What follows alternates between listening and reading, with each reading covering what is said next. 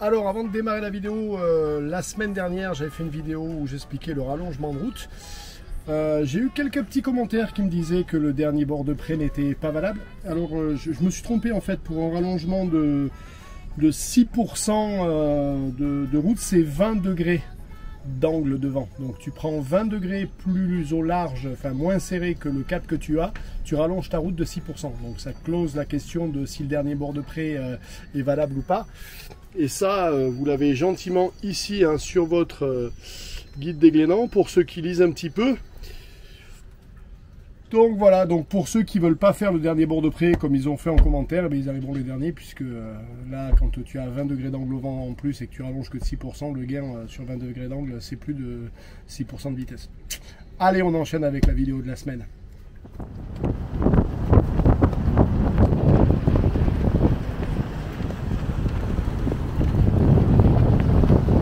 Voilà, nous sommes entrés en Malaisie. Et là, nous allons au mouillage du soir.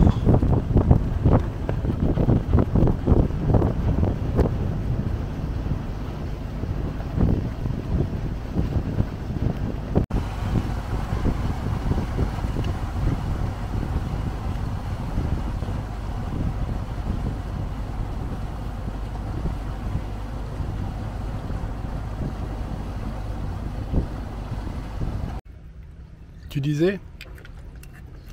Je disais que la... Quel mytho, mais quel mytho! Je disais que l'alcool est prescrit sur le bateau. Est proscrit sur le bateau. Pas prescrit, pardon. Oh, le pléonasme. Est proscrit sur le bateau. C'est mieux, c'est mieux. On est dans un pays musulman. Mais non, c'est prescrit, c'est mieux. Non, proscrit. C'est prescrit, c'est dans la religion. Excusez-moi. Et que seule l'eau plate Le seul mec sérieux, c'est est moi. acceptée. Ah bah toi, c'est normal. Moi, je suis le seul sérieux, moi. Voilà.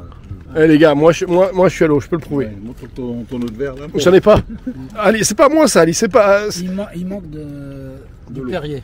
Il manque du Perrier? Du Perrier. Tu veux du... Non mais il en veut pas du Perrier. Mais si, de l'eau. c'est un Morito. Mais non, mais C'est pas Morito, c'est du Perrier.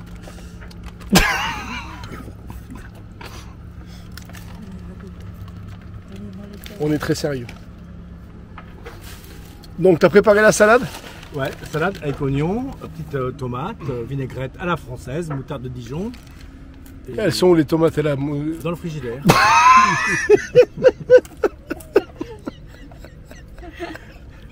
Oi. Ting tong, hein? Yes, I feel headache now. Oh, why, darling? Yes. Why? Bon, personne va aller This is chercher the du best Perrier. version That's my of husband. JP. That's funny. C'est la meilleure version de JP. Fais-nous un petit pétage de plomb dont tu es la spécialité. Putain, vous faites chier, j'en ai marre, hein. C'est quoi ce bordel là? Putain! Remonte En le Thaïlande, vous me faire chier comme ça, hein? On n'est pas en Thaïlande. En Malaisie. Et tout ça en remontant en short. C'est un monsieur. Bon voilà, c'était le quart d'heure humour.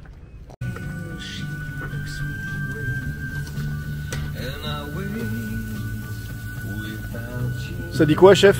Ah, ça va être bon, hein. C'est façon. C'est façon. On pense qu'il y a dans le frigo, on regarde et on fait. C'est comme ça, c'est la vie. C'est la vie.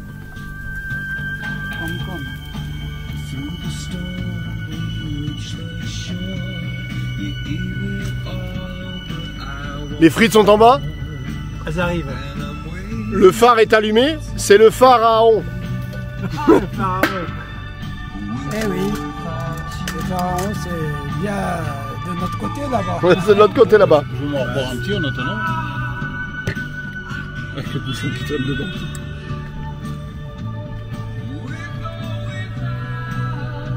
Formation qui formate, hein. Ah, mais il faut formater dans la vie. Surtout vivez vos rêves, c'est ce qu'on a à dire.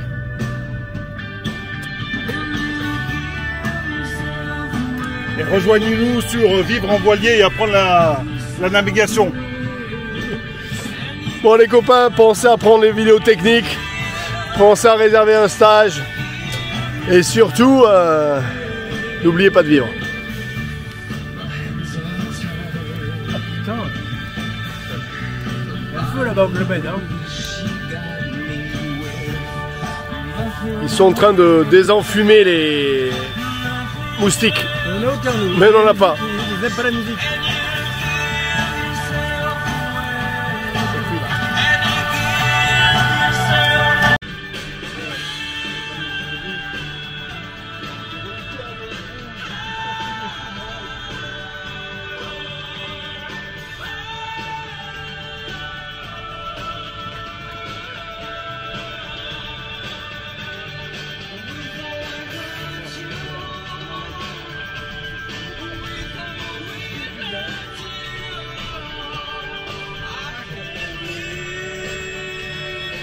Le Skybridge de Langkawi.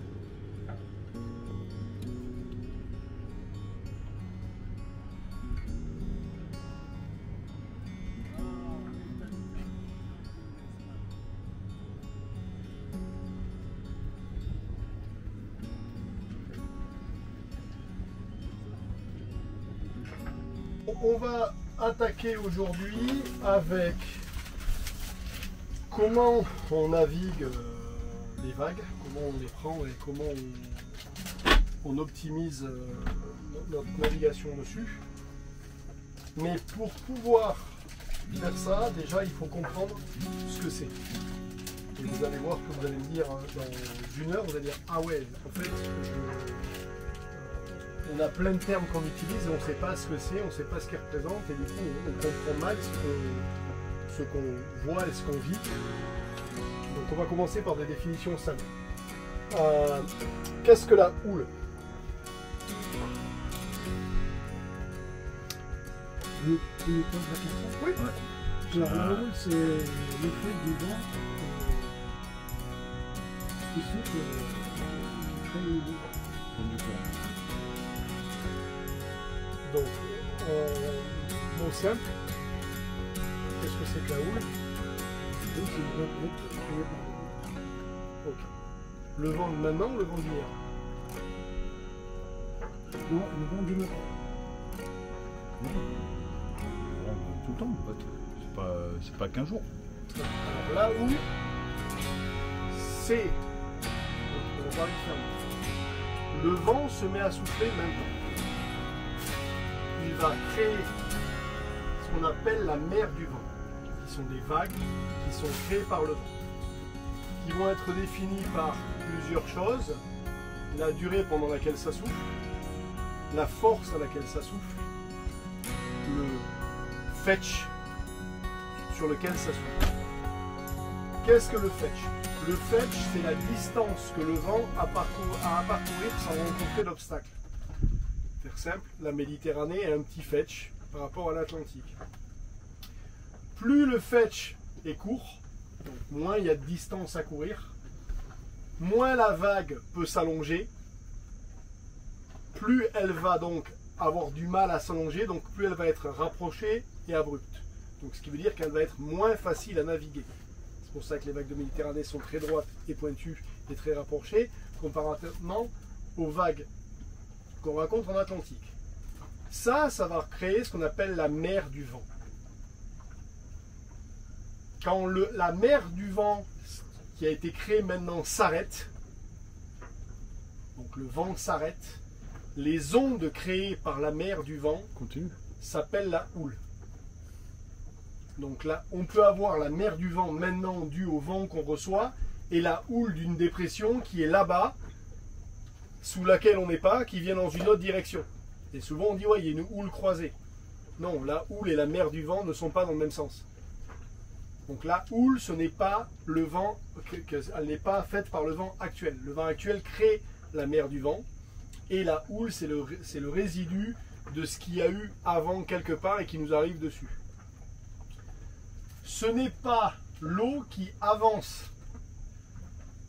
Une vague, ce n'est pas de l'eau qui avance. C'est un caillou qu'on jette dans la mer, il fait une onde et c'est l'onde qui se déplace. Donc, ça. Donc, houle. Ouais. Et mer du vent sont deux choses différentes. Ensuite, donc les vagues, qui sont dans les deux cas présentes, elles peuvent être influencées par deux choses, en plus de ça. Un, Le fond. le fond. Si le fond remonte, l'énergie emmagasinée par la vague va taper le fond qui est là, et ça va dégager de l'énergie vers le haut. Et ici, on va avoir des vagues plus hautes. Ça, c'est une des deux composantes qui font que on peut avoir donc les vagues modifiées par leur environnement. Et le deuxième, c'est quoi? Oh, il est dégueulasse, c'est mouillé le truc. Le courant peut-être. Exactement, le courant. Donc si on rencontre un courant qui est opposé à la vague, ce qui peut arriver des fois dans le Gulf Stream ou dans des endroits comme ça, effectivement, si ça souffle à l'inverse de la vague, ça ne laisse pas à la vague la possibilité de monter, donc ça la fait cassante. Ok? Ça, il faut savoir. On estime qu'une vague, alors que je dis pas de bêtises, je crois qu'il n'a pas 1/9 de sa hauteur sous elle, va commencer à casser et déferler. Ok? Donc c'est 1/9 de fond par rapport à sa hauteur. Bon. Déjà, si vous avez compris la différence entre les deux, c'est bien. Deuxième chose, les gens ont toujours tendance à dire que donc, quand on a une vague qu'on veut prendre, donc on a ou une houle ou une vague, comme vous voulez, on a tendance à dire que sur la montée de la vague, on a tendance à lofer. Donc lofer, c'est monter au vent. Donc je me rapproche au vent sur la montée, et sur la descente de la vague, Abattre. je vais faire un abatté. Ok? Donc ça, c'est la, comment dirais-je, ce que tout le monde dit plus ou moins, qui fait en navigation. Ce qui est vrai sans l'être, parce que ça, c'est vrai quand je navigue, je vais dire, dans du petit temps. Donc c'est pour ça qu'on entend beaucoup de ça, parce que tout le monde navigue dans du petit temps, la personne.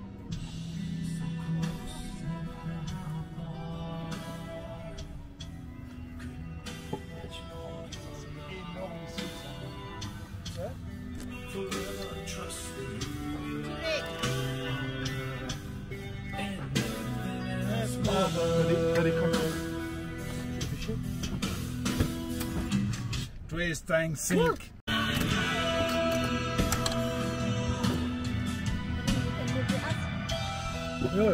Bigas. On a fait d'eau frite ou pas en bas?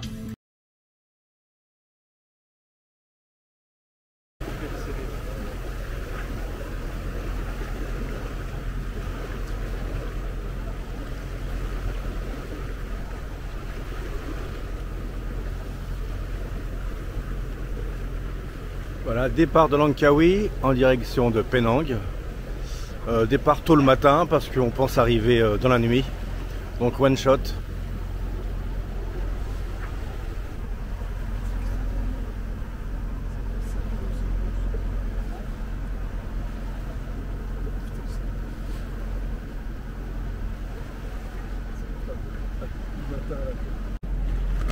C'est à toi l'ancien? S'il y a des petites cuillères, c'est pas moi. Moi, j'ai pas bu je mets pas de sucre. Vous savez, pour ma diète quotidienne, mon corps d'athlète, je mets pas de sugar. Pas grave, c'est pas grave. C'est pas grave, ouais, ça marche pas. La vidéo. Et bien voilà les copains, 7h combien Jean-Pascal? 7h50. 7h50. Départ pour Penang. Penang. au départ de Langkawi, on a passé 2-3 jours dans ce petit mouillage magnifique. On a fait des petits, enfin plus des barbecues que des travaux. Hein. On ne peut pas dire qu'on a fait grand chose. On a mis 2 bouts de silicone ici. Ben voilà, moment bien passé. Une météo qui s'annonce assez calme. Une petite navigation de 12 heures au programme. L'équipage est prêt, non? Ah ouais, opérationnel. Opérationnel, donc voilà, on va vous donner rendez-vous à Penang, on fera peut-être une petite visite. Petite vidéo à l'arrivée parce que la ville est sympa. Voilà, et puis de là, on vous amènera tout doucement comme prévu le long du chenal. Pas du tout à Gibraltar, mais à Singapour. Singapour, c'est mieux, ouais. Allez, à tout à l'heure. Alors pour nos amis grands fans de l'AIS pour la nuit, voilà, ça ce sont des filets de pêcheurs, vous voyez, au milieu de nulle part, ces 4 bouts de bambou là.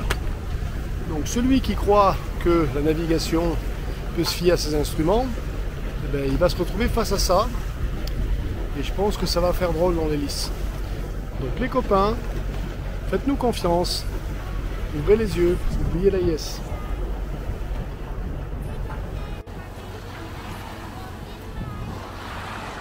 Et c'est posé par un petit pêcheur que vous allez voir là à l'horizon. Si je zoome bien, normalement vous devez réussir à voir sur la caméra. Donc c'est lui qui pose les bambous. Et lui non plus, il n'est pas visible à l'AIS. Et ça, il y en a partout.